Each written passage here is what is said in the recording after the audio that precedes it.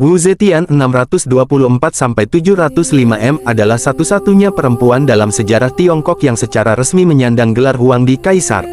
Ia memecahkan tradisi patriarki yang mengakar selama ribuan tahun dan mendirikan dinastinya sendiri, dinasti Zhou kedua.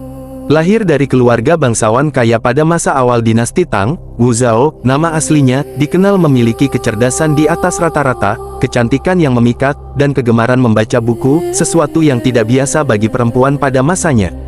Pada usia sekitar 14 tahun, bakat dan kecantikannya menarik perhatian istana kekaisaran. Ia dipanggil untuk masuk ke dalam kota terlarang sebagai Cairen, selir tingkat kelima, bagi Kaisar Taizong. Karena pembawaannya yang tegas, Kaisar Taizong memberinya julukan Meiniang, gadis cantik. Namun, karir Wu di istana tidak langsung melejit.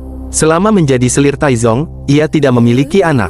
Berdasarkan tradisi kekaisaran saat itu, ketika Kaisar Taizong wafat pada tahun 649 M, seluruh selir yang tidak melahirkan anak harus memotong rambut mereka dan dikirim ke biaraganya untuk menjadi biksu seumur hidup. Wu Zhao pun menjadi salah satu di antaranya. Disinilah kecerdasan taktis Wu Zhao mulai bermain. Sebelum Taizong wafat, Wu diam-diam telah menjalin hubungan emosional yang dekat dengan putra mahkota, Li Zi, yang kemudian naik tahta sebagai Kaisar Gaozong. Pada hari peringatan kematian ayahnya, Kaisar Gaozong mengunjungi biaraganya. Pertemuan kembali dengan Wu Zhao menyalakan kembali api asmara di antara keduanya. Dengan bantuan permaisuri Wang, yang saat itu ingin memanfaatkan Wu untuk menyingkirkan selir saingannya, selir Xiao, Wu Zhao berhasil ditarik kembali ke istana dari biara. Kembalinya Wu Zhao ke istana bukan lagi sebagai selir biasa, melainkan sebagai sosok wanita yang telah belajar banyak tentang intrik politik di balik dinding istana, siap memulai langkah pertamanya menuju tahta kekuasaan.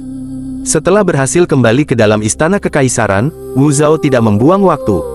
Ia paham betul bahwa di dalam harem, kelengahan sedikit saja bisa berarti kematian. Ia mulai merancang strategi sistematis untuk menyingkirkan siapa saja yang menghalangi jalannya menuju puncak. Langkah pertama Wu Zhao adalah membersihkan persaingan di lingkaran dalam Kaisar Gaozong. Korban pertamanya adalah permaisuri Wang dan selir Xiao. Sebuah peristiwa tragis dan kontroversial terjadi ketika anak perempuan Wu Zhao yang baru lahir ditemukan tewas. Wu Zhao menuduh permaisuri Wang sebagai pelakunya melalui ilmu sihir istana. Meskipun para sejarawan masih berdebat apakah Wu Zhao membunuh bayinya sendiri demi fitnah tersebut atau memanfaatkan kematian alami sang bayi, taktik ini berhasil. Menjadi permaisuri baru, pada tahun 655 M, Kaisar Gaozong resmi mencopot permaisuri Wang dan mengangkat Wu Zhao sebagai permaisuri Huang Hou. Wang dan Xiao kemudian dieksekusi dengan kejam atas perintah Wu.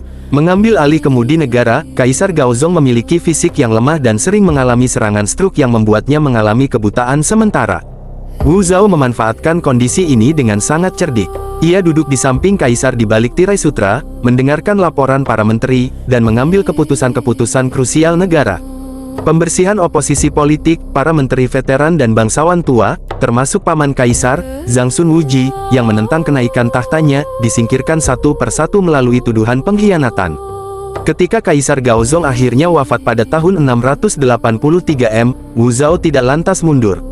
Ia berturut-turut menaikkan dua putranya sendiri Kaisar Zhongzong dan Kaisar Ruizong ke atas tahta, hanya untuk menurunkan atau mengendalikan mereka seperti boneka ketika mereka mencoba menunjukkan kemandirian. Pada tahun 690 M, Wu Zhao memutuskan bahwa mengendalikan dari balik tirai tidak lagi cukup. Ia melakukan sesuatu yang belum pernah terjadi sebelumnya dalam sejarah Tiongkok. Ia memaksa putranya turun tahta, membubarkan dinasti Tang untuk sementara, dan memproklamasikan berdirinya dinasti Zhou dengan dirinya sendiri sebagai Kaisar Huangdi, yang berdaulat penuh. Menaiki tahta sebagai satu-satunya kaisar perempuan secara resmi dalam sejarah Tiongkok membuat Wu Zetian harus membuktikan bahwa ia tidak hanya pandai berpolitik, tetapi juga mampu memimpin sebuah imperium besar. Masa pemerintahannya dipenuhi dengan reformasi radikal yang mengubah wajah Tiongkok. Selama masa pemerintahannya yang berlangsung selama 15 tahun sebagai kaisar mutlak, Wu Zetian menerapkan gaya kepemimpinan yang kontradiktif. Ia menggunakan jaringan mata-mata dan polisi rahasia yang kejam untuk menumpas para penentangnya. Namun di sisi lain, ia sangat dicintai oleh rakyat jelata karena kebijakan-kebijakannya yang pro-rakyat. Reformasi meritokrasi keunggulan kompetensi, Wu Zetian merombak sistem ujian kerajaan Imperial Examination. Ia memotong dominasi para bangsawan tua dan membuka kesempatan bagi rakyat biasa dari wilayah terpencil untuk menjadi pejabat pemerintahan berdasarkan kecerdasan mereka, bukan garis keturunan. Kemakmuran rakyat dan budaya, ia menurunkan pajak bagi para petani, meningkatkan efisiensi pertanian, dan memperluas wilayah kekuasaan Tiongkok jauh ke Asia Tengah. Di bawah kuasanya, agama Buddha berkembang pesat dan dijadikan sebagai pilar spiritual negara, bahkan melebihi Taoisme. Kembalinya dinasti Tang, seiring bertambahnya usia, kesehatan Wu Zetian mulai menurun. Pada tahun 705 M, ketika ia berusia sekitar 81 tahun, para menteri dan jenderal istana melakukan kudeta damai.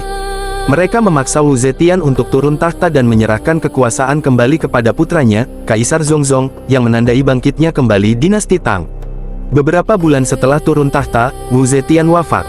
Atas permintaannya sendiri, ia dimakamkan di kompleks makam Qianling di samping suaminya, Kaisar Gaozong. Sesuai wasiatnya, sebuah batu nisan raksasa didirikan di makamnya tanpa ada satupun huruf yang terpahat di atasnya, batu nisan tanpa tulisan.